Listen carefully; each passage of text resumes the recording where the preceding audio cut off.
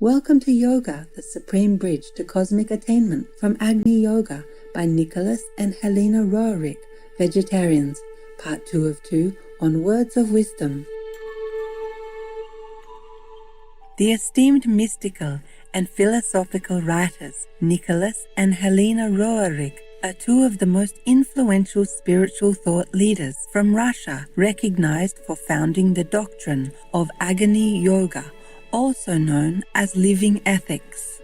Believed to be a synthesis of all yogas, spiritual disciplines, Agni Yoga focuses on the daily practice of love, beauty, and noble action. Nicholas Roerich was also a highly esteemed artist whose illuminating paintings, charged with the energy of his mystical experiences, drew many pilgrims from around the world. His wife, Helena Roerich, was the incentive for his interest in Eastern spirituality and theosophy. She is depicted in his painting titled She Who Leads.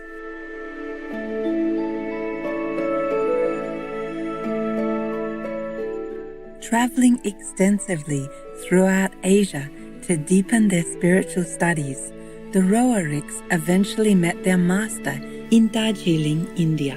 The ascended venerated Master Morya, also known as El Morya, is a master of the Great White Brotherhood, an order of ascended masters and their incarnated disciples, one of whom was Helena Blavatsky.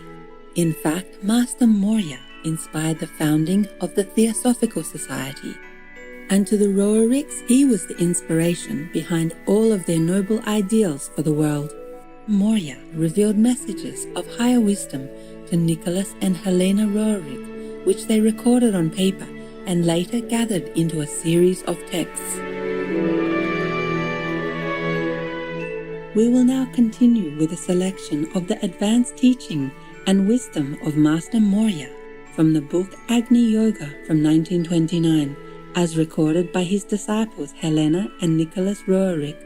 The excerpt gives a vision for an inner transformation toward being the courageous and daring ones at this very significant time in our history.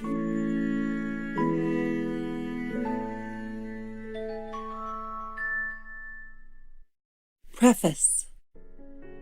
When alone, spurning possessions, standing firm and unperturbed, not bewailing his fate, only then does the daring one exult. Thus shall we begin the translation of our ancient book of daring. When a child plays with a newborn kitten, his mother rejoices at his courage, loath to note that the kitten is still blind. When a youth toys with the soul of his comrade, the spectators marvel at his daring, not seeing the shackles binding the wretched soul. When a man denounces an assembly of judges, the witnesses admire his courage, not knowing that the daring of his threat has been bought with a jingle of gold. When an aged man comforts himself by deriding death, his friends delight, unmindful that fear has fashioned his mask of derision. True daring is often unnoticed by people because, in its essence, it is unusual, but the heart will tremble in response to the unusual. Where art thou who vanquished? Where art thou who transformed the tremor into a leap toward the light? Here, thou who darest, in the deep of night, I shall draw near to bless thy sandals. I shall strew thy pillow with sparks of light, for the sleep of the daring one is as the melting away of a lute when the 7 strings are bathed in mystery. The sleep of the daring one is as the calm before the whirlwind, when even the slenderest blades of grass are unstirred. Does the roar of the lion set the worlds a-tremble? No! Daring is awakened and the royal lotus of spirit unfolds. Brothers, let us gather in the hall of joy. The flower has unfolded, raised is the great wheel. Our joy descends to the netherworlds and rises to the brothers in the supermundane. We sing to daring our best song. The chirping of birds has disturbed the moment of rest. Why in the early hours are the birds so tense in their striving? They dare, overhearing the praise to daring, but no one informed them that their usual song would not increase their daring.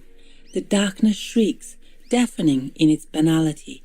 Darkness cannot withstand the daring of light. When the scales of the Lord have been prepared, we shall awaken early in order to weigh our use of the day just past. We shall select that which was most daring, in order that these kernels of good may weigh more in the balance.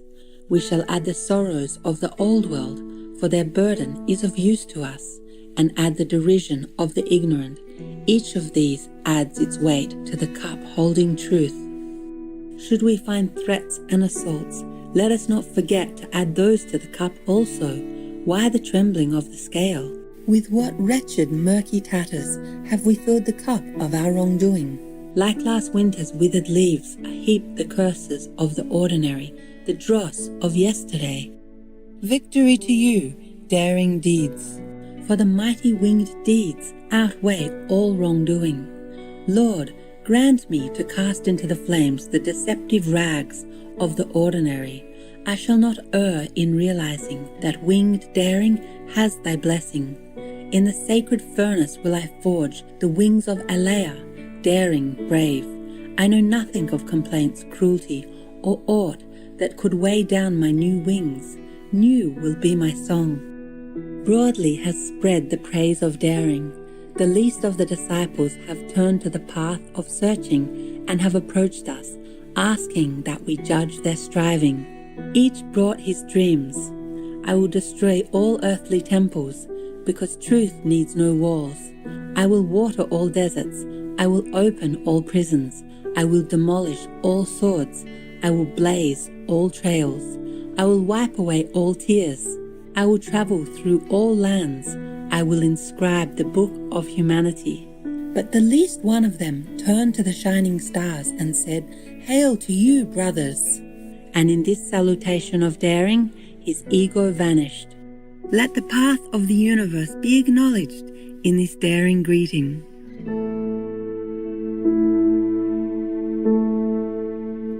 The book of Thomas à Kempis, The Imitation of Christ, has long been appreciated in the East, not only by virtue of its content, but because of the meaning of its title. In the midst of medieval idolatry of Christ, the voice of Thomas à Kempis resounded in protest. From behind the walls of a Catholic monastery rang out a voice to clarify the image of the great teacher. The very word imitation comprises a vital action.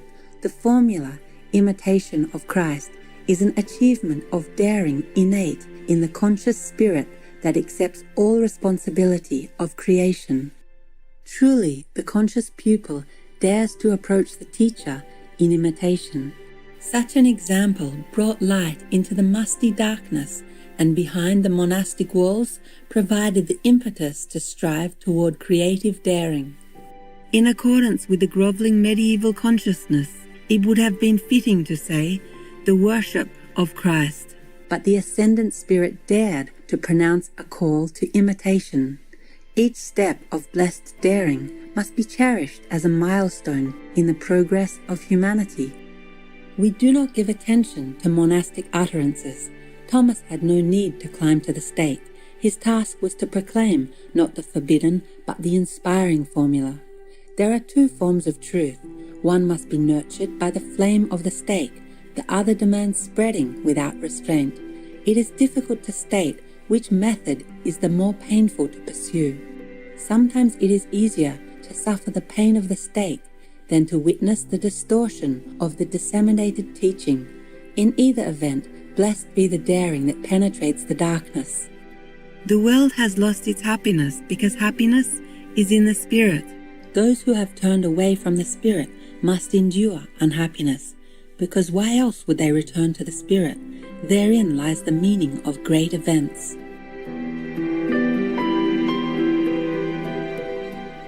In peril which attracts danger is the poison resulting from irritability. This poison, a quite substantial one, is deposited against the walls of the nerve channels and then spreads through the entire organism. If modern science would try to examine objectively the nerve channels giving heed to the astral currents.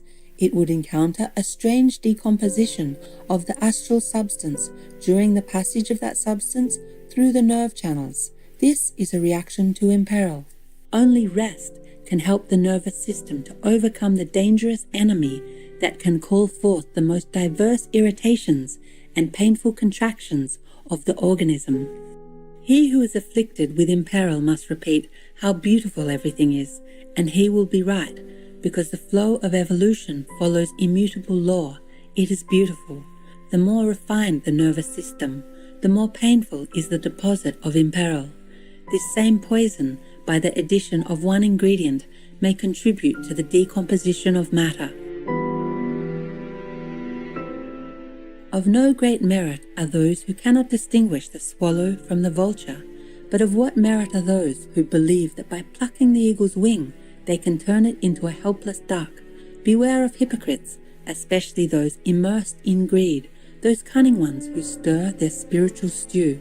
The manifestation of the inviolability of the world's laws flashes like a sword. There is no spot for the hypocrite to lay his head.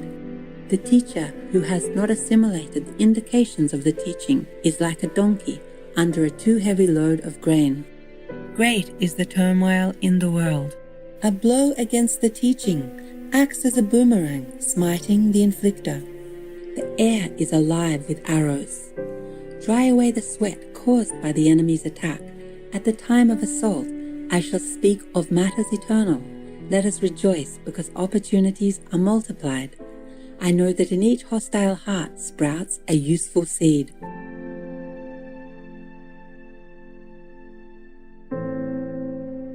For more information and more of the Agni Yoga Society books, please visit agniyoga.org. Gallant viewers, we appreciate your company for today's words of wisdom.